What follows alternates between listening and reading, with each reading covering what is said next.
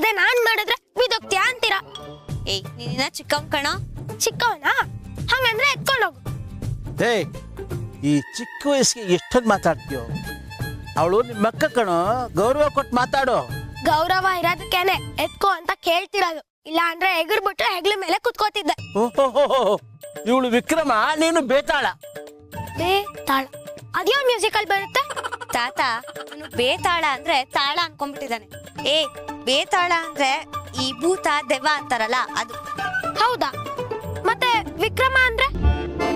ವಿಕ್ರಮ ರಾಜ, ವಿಕ್ರಮ್ ಬೇತಾಳ ಅದೊಂದು ಕತೆ. ಅದರಿಂದ ತಿಳ್ಕೊಳ್ಳೋದು ಬೇಕಾದಷ್ಟಿದೆ ಕಣೋ. ಹೌದಾ ತಾತ? ಹಾಗಾದ್ರೆ ಇವತ್ತಿಂದ ವಿಕ್ರಮ ಬೇತಾಳ ಕತೆ ಸ್ಟಾರ್ಟ್ ಮಾಡಿ. ನಾ ಮಲ್ಗಕ್ಕೂ ಮುಂಚೆ ನನ್ನ ಕತೆ ಕೇಳೇ ಮಲ್ಕೋತೀನಿ.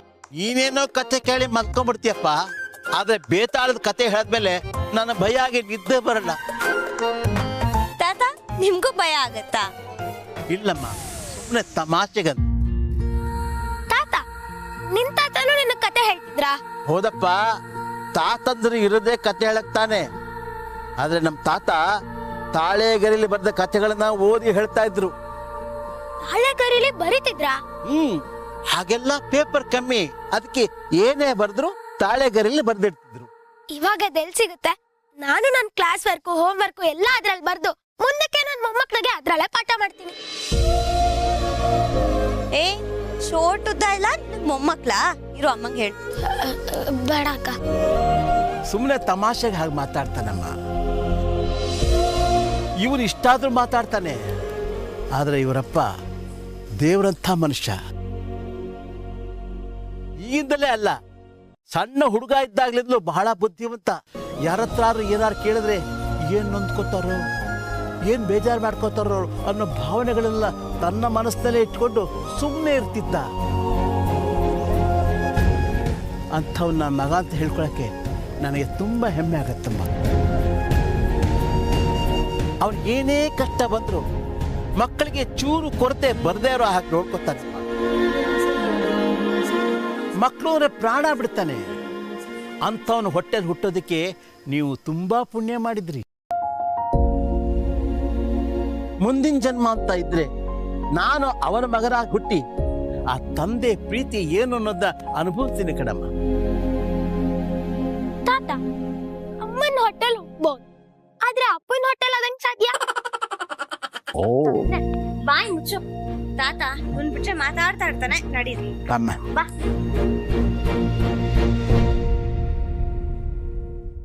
ಇಂದು ಬಾನಿಗೆಲ್ಲ ಹಬ್ಬ, ಟಡಡನ್ ಡನ್ ಡನ್ ಡನ್ ಡನ್, ಗಾಳಿ ಗಂಧಕ್ಕೂ ಹಬ್ಬ. ಏನ್ ಶಿವಪ್ರಸಾದ್, ಇಷ್ಟೊಂದು ಖುಷಿ ಆಗಿದ್ಯಾ? ಭಗವಂತ, ಅಫ್ಕೋರ್ಸ್ ಖುಷಿಯಾಗಿದ್ದೀನಿ. ಯಾಕೆಂದ್ರೆ ಒಳ್ಳೆ ಮನ್ಸು ಇರೋದ್ರಿಂದ, ಒಳ್ಳೇದೇ ಆಗುತ್ತೆ ಅಂತ ನಂಬಿರೋದ್ರಿಂದ, ಒಳ್ಳೇದೇ ಆಗ್ತಾ ಇರೋದ್ರಿಂದ ನಾನು ಖುಷಿಯಾಗಿದ್ದೀನಿ. ಒಳ್ಳೆ ಮನ್ಸು ಯಾರಿಗಿದೆ? ಇದೇನ್ ಭಗವಂತ ಹೀಗೆ ಕೇಳ್ಬಿಟ್ಟೆ? ಒಳ್ಳೆ ಮನ್ಸು ನನಗೆ ಇರೋದು.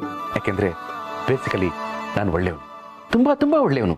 ಅದಕ್ಕೆ ಖುಷಿಯಾಗಿದ್ದೀನಿ, ಖುಷಿಯಾಗಿರ್ತೀನಿ. ನೀನು ಒಳ್ಳೆಯವನು ಅನ್ನೋ ಮಾತನ್ನ ನಾನು ನಂಬ್ತೀನಿ. ಆದ್ರೆ ಏನು ಭಗವಂತ ಆದ್ರೆ ಅಂತ ಗ್ಯಾಪ್ ಕೊಡ್ತಾ ಇದೆಯಾ? ನಿನ್ನ ನಗು ಸಾಯಿ ಪ್ರಕಾಶ್ ಅವ್ರ ಪಿಕ್ಚರ್ ಅಲ್ಲಿ ಇಂಟರ್ವಲ್ಗಿಂತ ಮುಂಚೆ ಬರೋ ಟ್ವಿಸ್ಟ್ ತರ ಇದೆ. ಇದಕ್ಕೂ ನಗ್ತಾ ಇದೆಯಲ್ಲ ಭಗವಂತ. ಯಾಕೆ ನಾನು ಖುಷಿಯಾಗಿರೋದು ನಿನ್ಗೆ ಇಷ್ಟ ಇಲ್ವಾ? ಶಿವಪ್ರಸಾದ್, ಸ್ನೇಹಿತ ಖುಷಿಯಾಗಿದ್ರೆ ನನ್ ಖುಷಿ ದುಪ್ಪಟ್ಟಾಗಲ್ವಾ? ಆದ್ರೆ ಮತ್ತೆ ಆದ್ರೆ ಆಗ್ಲಿಂದ ಆದ್ರೆ ಆದ್ರೆ ಅಂತ ಹೇಳಿ ಹೇಳಿ ಕಮ್ಮಿಂಗ್ ಅಪ್ ಅಲ್ಲಿ ಏನ್ ಬರುತ್ತೆ ಅಂತಾನೂ ತೋರಿಸ್ದೆ. ಕ್ಯೂರಿಯಾಸಿಟಿ ಬಿಲ್ಡ್ ಮಾಡ್ತಾ ಇದೆಯಲ್ಲ ಭಗವಂತ. ಮೊದ್ಲೇ ನನ್ನ ಮನಸ್ಸು ಹತ್ತಿಗಿಂತಾನೂ ಸ್ಮೂತು, ರವೆ ದೋಸೆಗಿಂತಾನೂ ಜಾಸ್ತಿ ತೂತು. ಈಗ ತಾನೇ ನಿನ್ ಮನ್ಸು ತುಂಬಾ ಚೆನ್ನಾಗಿದೆ ಅಂತ ಹೇಳ್ದೆ, ಆಗ್ಲೇ ಕೆಟ್ಟೋಗ್ಬಿಡ್ತಾ? ಅದು ಹಾಗಲ್ಲ ಭಗವಂತ. ಒಳ್ಳೆಯವ್ರಿಗೆ ಒಳ್ಳೇದೇ ಆಗುತ್ತೆ ಅಂತ ಯಾವಾಗ್ಲೂ ಹೇಳ್ತಿರ್ತೀಯ ತಾನೆ. ಬೇಸಿಕಲಿ ನಾನು ಒಳ್ಳೆಯವನು, ನಾನು ಒಳ್ಳೇದೇ ತಾನೇ ಆಗ್ಬೇಕು. ಒಳ್ಳೆಯವ್ರಿಗೆ ಒಳ್ಳೇದೇ ಆಗುತ್ತೆ, ಆ ಮಾತಲ್ಲಿ ಸುಳ್ಳಿಲ್ಲ. ಆದ್ರೆ ಒಳ್ಳೇದು ಅತಿ ಆದ್ರೆ ಏನಾಗುತ್ತೆ? ಹಾ, ಇದಕ್ಕೆ ನನಗೆ ಆನ್ಸರ್ ಗೊತ್ತು. ಒಳ್ಳೆತನ ಅತಿ ಆದ್ರೆ ಅತಿಯಾಗ ಒಳ್ಳೇದಾಗುತ್ತೆ. ನಿನ್ನ ಉತ್ತರ ತಪ್ಪಾಗಿದೆ. ಒಳ್ಳೆತನ ಅತಿ ಆದ್ರೆ ಕೆಟ್ಟದಾಗೋ ಸಾಧ್ಯತೆ ಹೆಚ್ಚು. ಭಗವಂತ, ನೀನು ಮ್ಯಾಜಿಕ್ ಮಾಡಲ್ಲ ಅಂತ ನನಗೆ ಚೆನ್ನಾಗಿ ಗೊತ್ತು. ಆದ್ರೆ ಲಾಜಿಕ್ ಇಲ್ಲದೆ ಮಾತಾಡ್ತೀಯ ಅಂತ ಇವತ್ತು ಗೊತ್ತಾಯ್ತು. ಅಲ್ಲ, ಅತಿಯಾದ ಒಳ್ಳೆತನದಿಂದ ಹೇಗೆ ಕೆಟ್ಟದಾಗುತ್ತೆ? ಹಾಗಿದ್ಮೇಲೆ ಒಳ್ಳೆತನಕ್ಕೆ ಬೆಲೆನೇ ಇಲ್ವಾ? ಒಳ್ಳೆತನಕ್ಕೆ ಬೆಲೆ ಇಲ್ಲ, ಆದ್ರೆ ಅತಿಯಾದ ಒಳ್ಳೆತನಕ್ಕೆ ನೀನ್ ಬೆಲೆ ತೆರಬೇಕಾದಿತ್ತು. ನಿನ್ನ ಮಾತು ಪಿಕ್ಚರ್ ಸ್ಟಾರ್ಟಿಂಗ್ ಅಲ್ಲಿ ಬರೋ ವಾರ್ನಿಂಗ್ ತರ ಇದೆ. ಅದರಲ್ಲೂ ಬೆಲೆ ತರಬೇಕಾದಿತ್ತು ಅಂತ ಬೇಸ್ ವಾಯ್ಸಲ್ಲಿ ಬೇರೆ ಹೇಳ್ತಾ ಇದೀಯ. ಅದೆಲ್ಲ ಬೇಡ, ಈಗ ನೀನೇ ಹೇಳು, ನಾನು ಒಳ್ಳೆಯವನಾ, ತುಂಬಾ ಒಳ್ಳೆಯವನಾ? ನೀನೇ ಹೇಳಿದ್ಯಲ್ಲ ತುಂಬಾ ಒಳ್ಳೆಯವನು ಅಂತ. ವ್ಯಂಗ್ಯವಾಗಿ ಮಾತಾಡ್ಬೇಡ ಭಗವಂತ. ನನ್ನ ಪ್ರಕಾರ ತುಂಬಾ ಒಳ್ಳೆತನ ಇದ್ರೇನೆ ಒಳ್ಳೇದಾಗೋದು.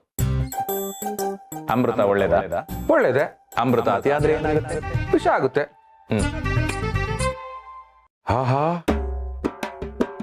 ಅತಿ ಆದ್ರೆ ಅಮೃತ ವಿಷ ಆಗುತ್ತೆ. ಅತಿಯಾದ ಒಳ್ಳೆತನದಿಂದ ಕೆಟ್ಟದಾಗುತ್ತೆ ಅಂತನಾ ನೀನ್ ಇಷ್ಟೊತ್ತಿಂದ ಹೇಳಕ್ ಪ್ರಯತ್ನ ಪಡ್ತಾ ಇರೋದು? ಓಹೋ, ನೀನ್ ಹೇಳ್ತಾ ಇದೀಯ ಅಂದ್ರೆ ಅದು 100% ವ್ಯಾಲಿಡ್ ಆಗಿರುತ್ತೆ. ಭಗವಂತ, ಈ ನನ್ನ ಒಳ್ಳೆತನದಿಂದ ಏನಾಗ್ಬೋದು? ಒಂದೇ ಒಂದು ಕ್ಲೂ ಕೊಡು ಭಗವಂತ. ಯಾಕೆಂದ್ರೆ ನಾನು ರಾಜಾ ಚಡ್ಡಿ ಮತ್ತು ಬನಿಯನ್ಗಳಲ್ಲಿ ಕೆಲಸ ಮಾಡಿದ್ರು ನಾನು ತಗೊಳ್ಳೋ ಚಡ್ಡಿನ ಮಿನಿಮಮ್ 1 ವರ್ಷನಾದ್ರೂ ಬಳಸ್ತೀನಿ, ಚೇಂಜೇ ಮಾಡಲ್ಲ. ಅಂತದ್ರಲ್ಲಿ ಇದ್ದಕ್ಕಿದ್ದಾಗೆ ನನ್ನ ವ್ಯಕ್ತಿತ್ವನ, ಐ ಮೀನ್ ನನ್ನ ಒಳ್ಳೆತನನ ಬದಲಾಯಿಸ್ಕೋಬೇಕು ಅಂದ್ರೆ ಸಾಧ್ಯನೇ ಇಲ್ಲ, ಚಾನ್ಸೇ ಇಲ್ಲ. It's highly impossible, uncalculable, unimaginable, unthinkable. What you think ಭಗವಂತ? ಹಾ, ನಾನು ಆ ಕಡೆ ತಿರುಗಿದಾಗ ನನಗೆ ಸೆನ್ಸ್ ಆಯ್ತು, ಈ ಕಡೆ ತಿರುಗೋಷ್ಟರಲ್ಲಿ ನೀನು ಮಾಯ ಆಗಿರ್ತೀಯ ಅಂತ. ಹಾಗೆಯೇ ಮಾಡಿದ್ಯ. ಇಲ್ಲ, ಇಷ್ಟಕ್ಕೂ ನಾನು ಯಾಕೆ ನನ್ನ ಒಳ್ಳೆತನ ಬಿಡಬೇಕು? ಹಾಗೊಂದು ವೇಳೆ ಬಿಟ್ರೆ ಭವಿಷ್ಯಕ್ಕೆ ಭಯ ಪಟ್ಟು ಬಿಟ್ಟ ಹಾಗಾಗಲ್ವಾ? ಇಲ್ಲ, ಏನೇ ಆಗಿ ನನ್ನ ಒಳ್ಳೆತನನ ನಾನು ಬಿಡಬಾರ್ದು. ಇದೆಲ್ಲ ಭಗವಂತನ ಪರೀಕ್ಷೆ ಇರ್ಬೋದಾ? ಇದ್ರೆ ಇರಲಿ, ಪರೀಕ್ಷೆ ಆದ್ರೆ ಏನಂತೆ, ಭಗವಂತ ನನ್ನ ಜೊತೆ ಇರ್ಬೇಕಾದ್ರೆ ಆ ಪರೀಕ್ಷೆಯಲ್ಲಿ ನಾನು ಡಿಸ್ಟಿಂಕ್ಷನ್ ಅಲ್ಲಿ ಪಾಸ್ ಆಗ್ತೀನಿ. ಇಂದು ಬಾನಿಗೆಲ್ಲ ಹಬ್ಬ.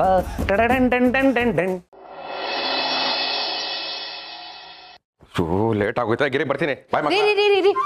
ಒಂದ್ 5 ನಿಮಿಷ ಇರ್ರಿ, 2 ವಿಸಿಲ್ ಹೊಡಿಲಿ, ಊಟದ ಬಾಕ್ಸ್ ಕೊಟ್ಟು ಕಳಿಸ್ಬಿಡ್ತೀನಿ. ವಿಶಿಲ್ ಹೊಡಿಬೇಕಾ? ವಿಶಿಲ್ ಹೊಡಿಲಿ ಅಂತ ಕಾಯ್ಕೊಂಡು ಕೂತ್ರೆ ಆಫೀಸಲ್ಲಿ ನನ್ನ ಹೊಡೆದು ಓಡಿಸಿ ನನ್ ಜಾಕ್ ಇನ್ನೊಬ್ಬಂತ ಕೂರಿಸ್ತಾರೆ. ಬೇಗ ಮಾಡಕ್ಕಾಗಲ್ವಾ? ಯಾಕೋ ಅಷ್ಟೊಂದು ಅವಸರ? ಮನುಷ್ಯನಿಗೆ ತಾಳ್ಮೆ ಇರಬೇಕು. ತಾಳ್ಮೆ ಇರ್ಬೇಕಾ? ಯಾವತ್ತು ಇವಳನ್ನ ಕಟ್ಕೊಂಡು ಅವತ್ತೇ ತಾಳ್ಮೆ ಸತ್ತೋಯ್ತು. ಏನ್ರಿ ನಿಮ್ ಮಾತಿನ ಅರ್ಥ? ತಾಳ್ಮೆ ಇಸ್ ಡೆಡ್ ಅಂತ ಅರ್ಥ. ಅಂದ್ರೆ ಪ್ರತಿದಿನ ನೀವು ಆಫೀಸಿಗೆ ಲೇಟ್ ಆಗಿ ಹೋಗೋದಕ್ಕೆ ನಾನೇ ಕಾರಣ ಅಂತನಾ? ಅಥವಾ ನಾನ್ ನಿಮ್ಗೆ ಟೈಮಿಗೆ ಸರಿಯಾಗಿ ಊಟದ ಬಾಕ್ಸ್ ಕೊಟ್ಟು ಕಳ್ಸೇ ಇಲ್ವಾ? ನೋಡ್ದಪ್ಪ ಹೇಗ್ ಮಾತಾಡ್ತಾ ಇದ್ದಾಳೆ ಅಂತ. ಮನೆ ಹಿರಿಯ, ಮನೆ ಯಜಮಾನ, ಅದರಲ್ಲೂ ಮಾವ ತಂದೆ ಸಮಾನ ಅಂತ ಗೊತ್ತಿದ್ದು ನಿನ್ ಮುಂದೆನೆ ಹೇಗ್ ಮಾತಾಡ್ತಾ ಇದ್ದಾಳೆ ನೋಡು. ಮಕ್ಕಳ, ನೀವು ಒಳಗಡೆ ಹೋಗಿ ಓದ್ಕೊಳ್ಳಿ. ಕೂತ್ಕೊಳ್ಳಿ. ಯಾಕೆ ಒಳಗೆ ಕಳಿಸ್ತಾ ಇದೀಯಾ? ಅವ್ರಿಗೂ ಗೊತ್ತಾಗ್ಲಿ ಸಂಸಾರ ಅಂದ್ರೆ ಏನು, ಸಂಸಾರ ತೇರ್ ನಡೆಸೋದಕ್ಕೆ ನಾನು ಎಷ್ಟು ಕಷ್ಟ ಪಡ್ತಾ ಇದ್ದೀನಿ ಅಂತ. ತೇರ ನಮ್ಮನೇಲಿ ಇದೆಯಪ್ಪ ತೇರು? ಇಲ್ಲಿಲ್ವಾ? ನಿಮ್ಮಮ್ಮನೇ ತೇರು. ಮದುವೆ ಆಗಿ ತವ್ರ ಮನೆ ಬಿಟ್ಟು ಗಂಡನ ಮನೆಗೆ ಹೋಗೋ ಪ್ರತಿಯೊಂದು ಹೆಂಡ್ತಿನೂ ತೇರೆ. ಬೆಳಗ್ಗೆ ಎದ್ದೇಳೋದು, ಸ್ನೋ ಪೌಡರ್ ಹಾಕೊಂಡು ಅಲಂಕಾರ ಮಾಡ್ಕೊಳ್ಳೋದು, ಅಕ್ಕಪಕ್ಕದ ಮನೆಯವ್ರ ಹತ್ರ ಕೂತ್ಕೊಂಡು ರೀ ನಿಮ್ಮ ಮನೇಲಿ ಹಂಗಾಯ್ತಂತೆ, ಅಯ್ಯೋ ಅವ್ರ ಮನೆ ನಿಂಗಾಯ್ತಂತೆ ಅಂತ ಹರಟೆ ಹೊಡೆಯೋದು. ಹರಟೆ ಎಲ್ಲ ಮುಗಿದ್ಮೇಲೆ ಮನ್ಸಿಗೆ ಏನ್ ಬರುತ್ತೋ ಅದನ್ನೇ ಸುಮ್ಮನೆ ಬೇಯಿಸಾಕ್ಬಿಡೋದು.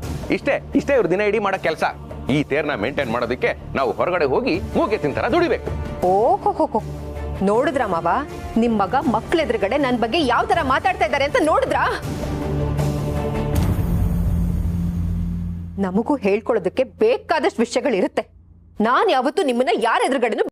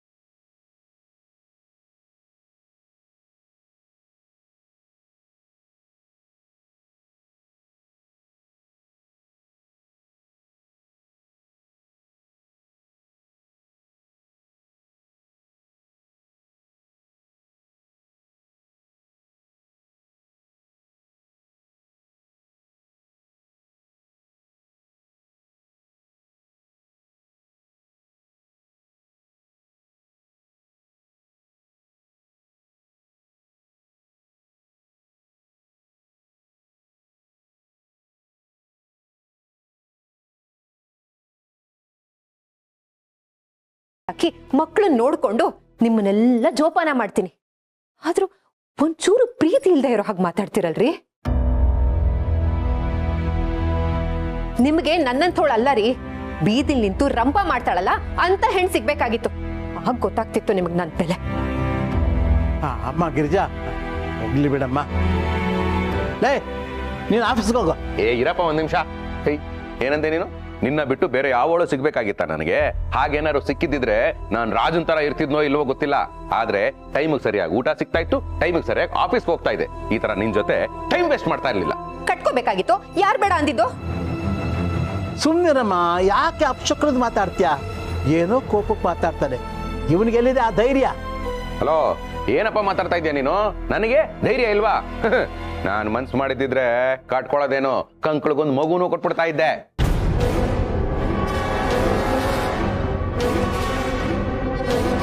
ಡ್ಯಾಡಿ,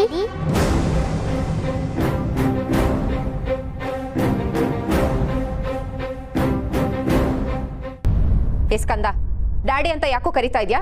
ಅಚ್ಚ ಕನ್ನಡದಲ್ಲಿ ಲಕ್ಷಣವಾಗಿ ಅಪ್ಪ ಅಂತ ಕರಿಬಾರ್ದಾ? ನಾನ್ ಕರ್ದಿಲ್ಲ ಅಮ್ಮ. ಅಕ್ಕ, ನೀನೇನಾದ್ರೂ ಕರ್ದ? ನಾನಲ್ಲಪ್ಪ. ತಾತ ನೀವೇನಾದ್ರೂ? ನನ್ಗೇನಮ್ಮ ಡ್ಯಾಡಿ? ಇವನ್ ಡ್ಯಾಡಿ ಅನ್ನಕ್ಕೆ ನಾನೇ ಇವನ್ ಡ್ಯಾಡಿ. ಮಾವ, ವಾದದಲ್ಲಿ ಗೆಲ್ಲದಕ್ಕಾಗಲ್ಲ ಅಂತ ವಾದನ ಜೋಕ್ ಆಗಿ ಬದಲಾಯಿಸ್ತಾ ಇದ್ದಾರೆ ನಿಮ್ ಮಗ. ಮಿಮಿಕ್ರಿ ಮಾಡಿದ್ ಸಾಕು, ಆಫೀಸ್ಗೆ ಹೋಗಿ. What nonsense are you talking? ನಾನ್ ಯಾಕೆ ಮಾಡ್ಲಿ ಮಿಮಿಕ್ರಿ? ವಾದ ಆಗ್ಲಿ ವಿವಾದ ಆಗ್ಲಿ ಅರ್ಧಕ್ಕೆ ಬಿಟ್ಟು ಹೋಗಿರೋದು ಹಿಸ್ಟ್ರಿಲೇ ಇಲ್ಲ. ಡ್ಯಾಡಿ ಅಂತ ಯಾರು ಕರೆದ್ರು ಅನ್ನೋ ಮಿಸ್ಟ್ರಿ ಕಂಡಿಡ್ಬೇಕು ಮೊದಲು. ಯಾರು ಡ್ಯಾಡಿ ಅಂತ ಕರೆದಿದ್ದು?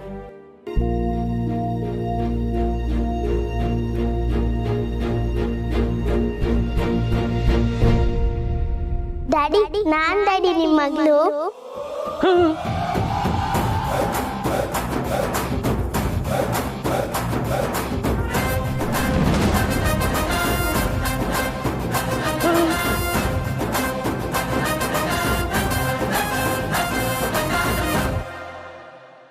ರೀ, ವಾದ ಗೆಲ್ಲಕ್ಕೂ ಮುಂಚೆ ವಿವಾದನೆ ಸೃಷ್ಟಿ ಮಾಡ್ಕೊಂಡ್ ಬಂದ್ಬಿಟ್ಟಿದ್ದೀರಲ್ರಿ. ಏನೋ ಮಾತು ಕೇಳ್ತಾ ಇದ್ದೀರಾ ಅನ್ಕೊಂಡೆ, ಅದನ್ನೇ ನಿಜ ಮಾಡ್ಬಿಟ್ಟಿದ್ದೀರಾ. ನೀವು ಇಂಥವ್ರೇನ್ರಿ?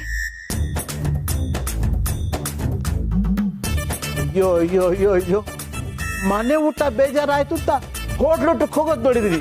ಆದ್ರೆ ನಿನ್ಗೆ ಹೋಟ್ಲೂಟನೂ ಬೇಜಾರಾಗಿ ಬೇರೆ ಮನೆ ನೋಡ್ಕೊಂಡಿದ್ಯಾನ ಅಯೋಗ್ಯ. ಓ, ಸುಮ್ನೆ ಇರಪ್ಪ.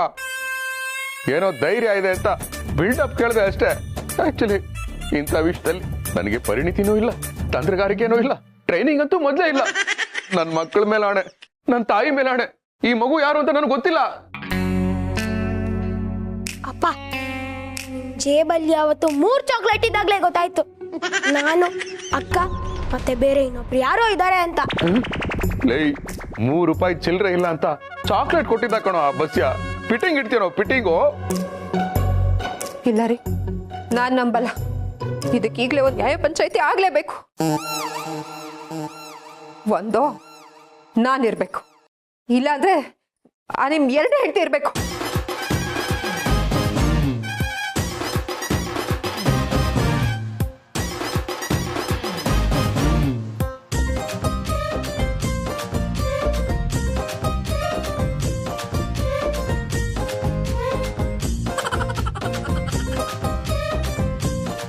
ಈಗ ಬಂದದ್ದು ಆಯ್ತು, ವಿಷಯನ ತಿಳ್ಕೊಂಡಿದ್ದು ಆಯ್ತು. ಶಿವರೇ, ಈಗ ಎಂತ ಮಾಡ್ಕೊಂಡಾಳೆ ಅನ್ಕೊಂಡಿರಿ? ನೀವೇನ್ರಿ ಅವ್ರನ್ನ ಕೇಳ್ತಿದ್ದೀರಾ? ತಪ್ಪು ಮಾಡಿದವ್ರಿಗೆ ಶಿಕ್ಷೆ ಆಗ್ಬಾರ್ದಾ?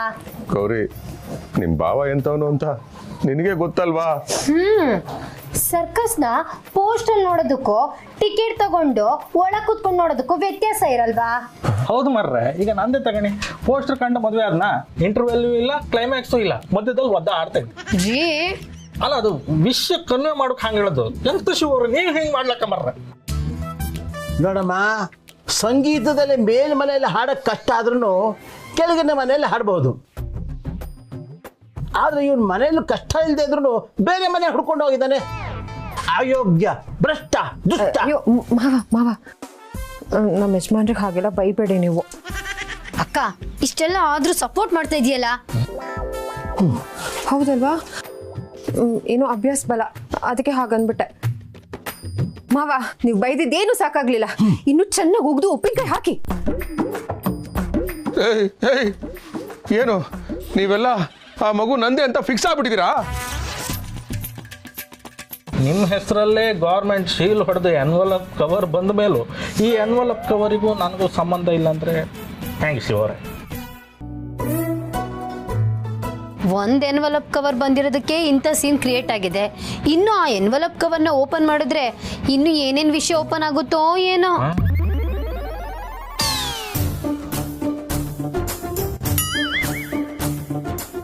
ಕಾಶಿ ಅವರೇ, ಗೌರಿ ಅದೆಷ್ಟು ದಿವಸಗಳಿಂದ ನನ್ನ ಮೇಲೆ ಒಳಗೊಳಗೆ ಕುದಿತಾ ಇತ್ತೋ ಏನೋ, ಇವತ್ತೆಲ್ಲ ಆಚೆ ಬರ್ತಾ ಇದೆ.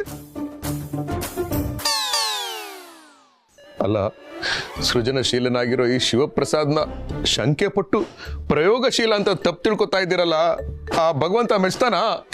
ರೀ, ನೀವ್ ಯಾರು ಅಂತ ಆ ಮಗು ಗೊತ್ತೇ ಇಲ್ಲ ಅಂದ್ಮೇಲೆ ಅದ್ ಹೇಗ್ರಿ ಆ ಮಗು ನಮ್ಮನೇನೇ ಹುಡ್ಕೊಂಡ್ಬಂದು ಶಂಕರ್ಪುರದಲ್ಲಿ ಇಷ್ಟೆಲ್ಲ ಗಂಡಸ್ರಿರೋವಾಗ ಪವ್ಯ ಬಸ್ಯ ಮಂಜ ಅವನ್ನೆಲ್ಲ ಬಿಟ್ಬಿಡಿ ವಿಠಲ್ ಅವ್ರು ಇರೋವಾಗ ನಿಮ್ಮನ್ನೇ ಡ್ಯಾಡಿ ಅಂತ ಹೇಳ್ತಿದೆ ಅಂದ್ರೆ ಏನ್ರಿ ಅರ್ಥ?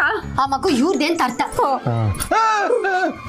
ಶಿವರೇ, ಕಣ್ಣೆಂತ ಕೂಡಾಡ್ತಿತ್ತ, ಕಾಲೆಲ್ಲೆಲ್ಲೋ ಕಾಣ್ತಿತ್ತ, ಕೈ ಬೆವರ್ತಿತ್ತ, ಮುಖ ಒರ್ಸ್ಕಂತಿತ್ತ. ಕಂಡ್ರೆ ನಾನು ಇಷ್ಟೆಲ್ಲ ತಪ್ಪು ಹೇಳ್ರ ಮೇಲೂ ನೀವು ಕಣ್ಕಂತಿದ್ರಿ ಅಂದ್ಮೇಲೆ ಆ ತಪ್ಪಿ ತಸ್ತ ನೀವೇ. ಅದೇನ್ ಬಗಳ ಅಯೋಗ್ಯ. ಸರಿ, ಬೊಗಳಿಲ್ಲ ಅಂದ್ರೆ ನನ್ನ ಮೇಲೆ ಅಡೆ. ಗೊತ್ತು,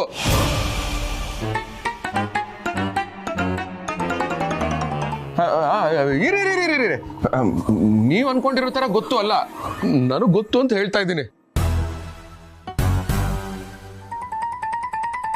ಅವತ್ತೊಂದಿನ ರೋಡಲ್ಲಿ ಹೋಗ್ಬೇಕಾದ್ರೆ ಸಾಕ್ ಸುಮ್ನೆ ಇರ್ರಿ. ಗೊತ್ತಂತೆ ಗೊತ್ತು ಮಾವ. ಕಾಶಿ ಅವರೇ, ಗೌರಿ ನೋಡಿದ್ರೆ ಈ ಅನ್ಯಾಯನ ಕೇಳಿಸ್ಕೊತಾ ಇದ್ದೀರಾ? ಪೂರ್ತಿ ಕೇಳಿಸ್ಕೋಗಿರಿ. ನನ್ ಮೇಲೆ ರೇಗ್ತೀರೇನ್ರಿ? ಹೊಸ ಪಾತ್ರೆ ಬಂದಾಗ ಹಳೆ ಪಾತ್ರೆನ ಕುಕ್ಕೋ ಹಾಗೆ ಹೊಸಬ್ಳು ಬಂದ್ಲು ಅಂತ ನನ್ ಮೇಲೆ ರೇಗ್ತೀರಾ ನೀವು? ನೋಡ್ರಿ, ದೊಡ್ಡೋರು ಒಂದು ಮಾತು ಹೇಳಿದ್ದಾರೆ, ನೆನ್ಪಿಟ್ಕೊಳ್ಳಿ. ಕಟ್ಕೊಂಡೋಳು ಕೊನೆವರೆಗೆ, ಇಟ್ಕೊಂಡೋಳು ಇರೋವರೆಗೆ ಅಂತ. ಗಿರಿ, ನನಗೆ ಅಂತ ಒಂದು ಆಸೆ ಇಟ್ಕೊಂಡಿಲ್ಲ, ಒಂದು ಕೆಟ್ಟ ಅಭ್ಯಾಸ ಇಟ್ಕೊಂಡಿಲ್ಲ, ಒಂದು ಹವ್ಯಾಸ ಇಟ್ಕೊಂಡಿಲ್ಲ. ಅಷ್ಟೇ ಯಾಕೆ, ಜೇಬಲ್ಲಿ ಪರ್ಸ್ ಕೂಡ ಇಟ್ಕೊಂಡಿಲ್ಲ ಅಂತ ನಾನು ಇನ್ನಾರನು ನನಗೆಷ್ಟು ನೋವಾಗಲ್ಲ. ಸ್ವಲ್ಪ ನಾನು ಹೇಳೋದನ್ನ ದಯವಿಟ್ಟು ಎಲ್ಲರೂ ಗಮನ ಇಟ್ಟು ಕೇಳಿಸ್ಕೊಳ್ಳಿ. ನನಗೆ ಆ ಹುಡುಗಿ ಗೊತ್ತು ಅಂದ್ರೆ ಅದರ ಅರ್ಥ ಅವ್ರ ಅಮ್ಮನೂ ಗೊತ್ತು ಅಂತ ಅಲ್ಲ. ಇದೆಲ್ಲ ಆಗಿದ್ದು ನಾನೇ. ನಾನೇನ್ರಿ ಮಾಡ್ದೆ? 35 ರೂಪಾಯಿ ಉಳಿಸೋದಕ್ಕೆ ಅವತ್ತು ನನ್ನ ಮಾರ್ಕೆಟ್ ಕಳಿಸ್ತಲ್ಲ, ಅವತ್ತಾಗಿದ್ದು ಸೀನ್ ಇದು.